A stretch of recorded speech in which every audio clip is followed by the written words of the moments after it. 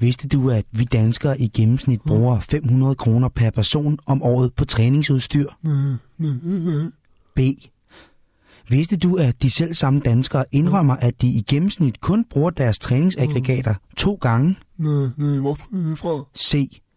Vidste du, at 100% af alle danskere er overbeviste om, at en strammere bukser og tungere bæltespænder er vejen til en smukkere krop? Ja. D. Vidste du, at den nye kogekur fra Chalaha er den sjoveste slankekur til dags dato? Nå, men nu er den her. Det er mest intense flommebål siden Bonesekuren. Rocky Player. Verdensmesteren i ringridning på motoriseret porcelænspejs.